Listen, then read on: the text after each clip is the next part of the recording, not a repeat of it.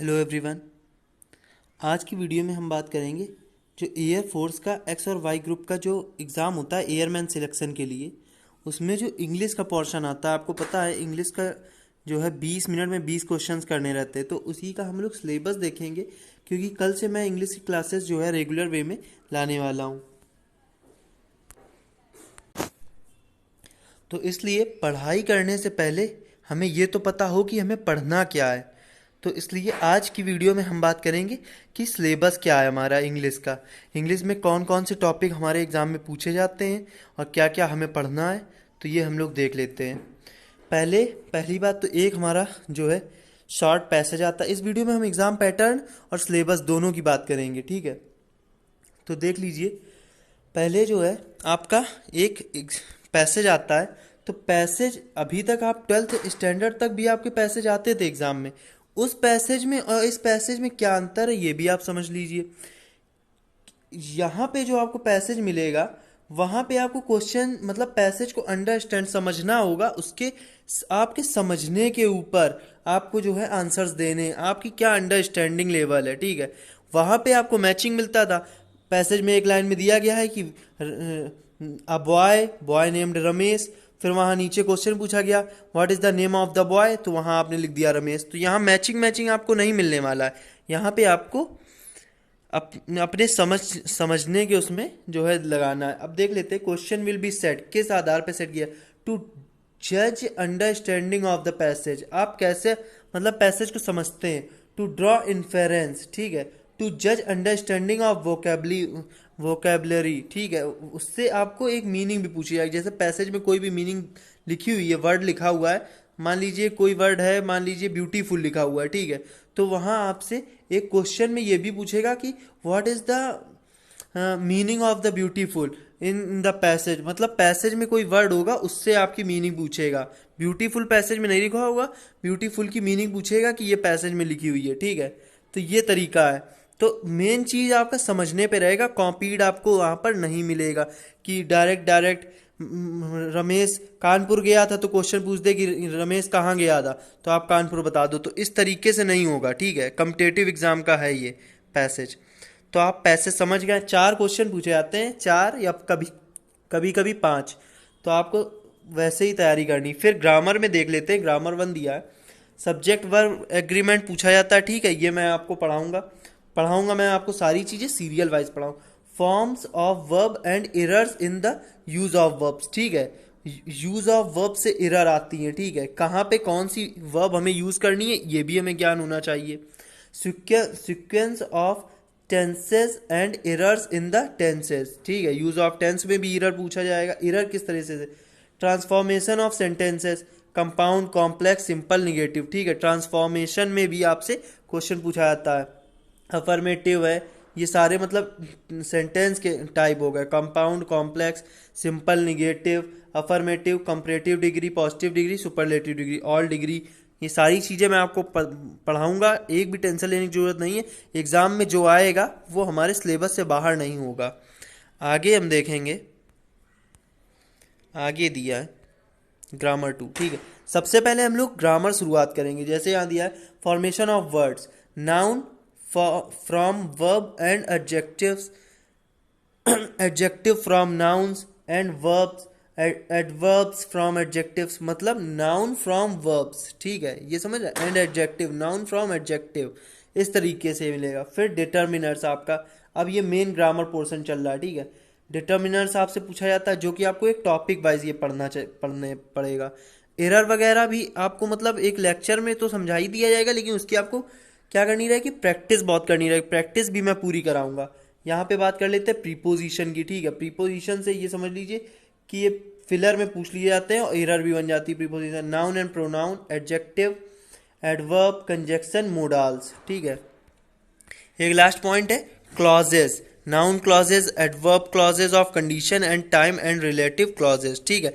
हर तरीके के क्लॉज, ये सब अगर आपको नहीं समझ आ रहा है तो आपको जरूर समझ में आ जाएगा। अभी हमने केवल टॉपिक उठाया, ठीक है। तो ये टॉपिक वाइज मुझे लेक्चर जो है आपको पढ़ाना रहेगा और ये आपको बहुत ही अच्छे समझ में आ जाएगा। तो पहले शुरुआत हम यहीं से करेंगे, ठीक है। और बीच बीच में हम एरर्स की प्रैक्टिस, जैसे जो भी टॉपिक पढ़ेंगे उसके बाद हम प्रैक्टिस भी करेंगे, ये भी आप ध्यान रखिए। इसके बाद आती है वोकेबलरी। वोकेबलरी में क्या क्या हमसे पूछा जाता है?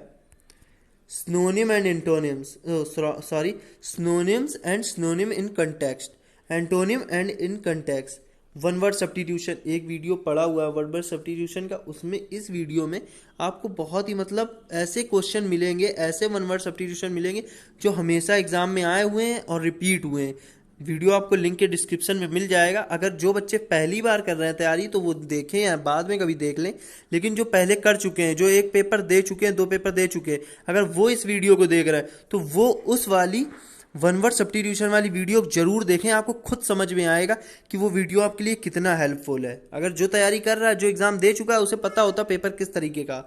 सिंपल इडियम एंड फ्रेजेस, ठीक है, इडियम एंड फ्रेजेस हम देखेंगे। स्पेलिंग पिटफॉल्स मतलब स्पेलिंग एरर होंगी, ठीक है, 4 ऑप्शन में एक ही स्पेलिंग दिए रखी होगी, या अलग अलग स्पेलिंग होंगी अलग अलग वर्ड की, लेकिन कोई एक गलत होगी, ऐसे छांटना होगा, ठीक है।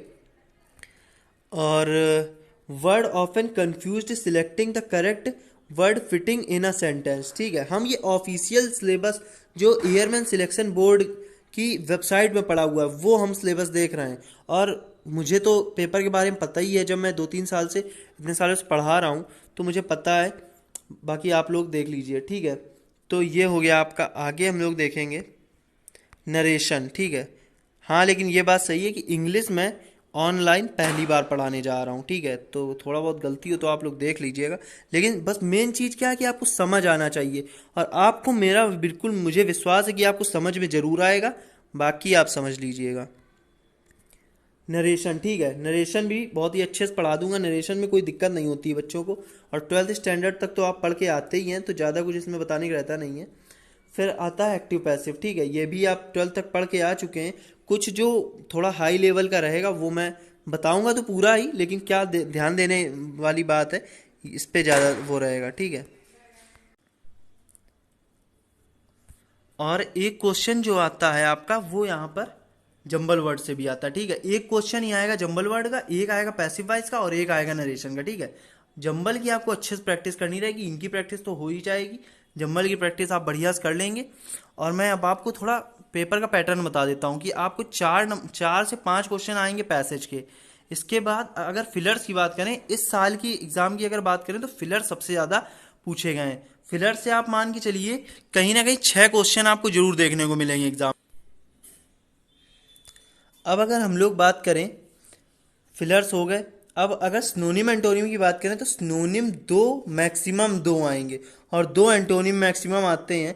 लेकिन आपका स्नोनिम एक भी आ सकता है और एंटोनिम एक भी आ सकता है, या 2 स्नोनिम आ जाए, मतलब पूरा रेशियो आपका 4 तक रहता है। मैक्सिमम दोनों मिलाकर के 4 आ सकते हैं, लेकिन कभी 2 या कभी एक स्नोनिम एक एंटोनिम ऐसे भी आ जाता है, ठीक है। इसके बाद अगर हम बात करें वन वर्ड सब्स्टिट्यूशन की तो मैक्सिमम 2 आते हैं आपके, और एक मतलब आता ही आता है, एक तो आता है, ठीक है। तो वन वर्ड सब्स्टिट्यूशन की कोई दिक्कत नहीं है, अच्छे से मैं तैयारी कराऊंगा। वन वर्ड सब्स्टिट्यूशन और सारी चीज़ें आप पढ़ते हुए चलेंगे, एग्जाम से पहले हम लोगों का सारा सिलेबस कंप्लीट हो जाएगा। इसके बाद बात करते हैं हम इडियम फ्रेज की। अगर बात करें तो एक आपका इडियम फ्रेज देखने को मिल जाता है एग्जाम में, एक ही आता है, 2 नहीं आते। हमेशा हर एक सेट में आपको एक ही इडियम फ्रेज देखने को मिलेगा।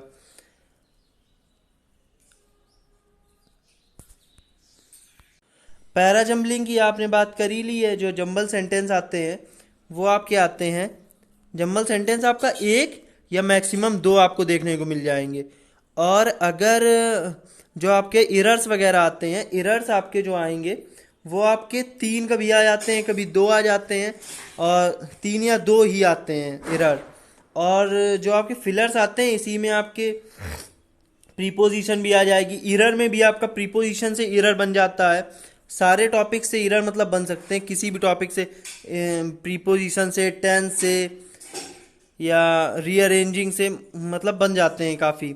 तो दोस्तों मैंने पूरी कोशिश की है अच्छे से सारी चीज़ें बताने की, और एक ही वीडियो में आपका एग्ज़ाम पैटर्न और आपका जो सिलेबस है वो कंप्लीट आपको बताने की कोशिश की है। अगर वीडियो पसंद आए तो लाइक करें, अपने दोस्तों के साथ शेयर जरूर करें, और कल से जो हमारी शुरू होने वाली है क्लास उसको एक बार डेमो के रूप में आप जरूर देखें।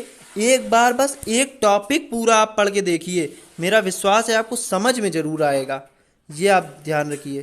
ठीक है दोस्तों, जय हिंद, जय भारत।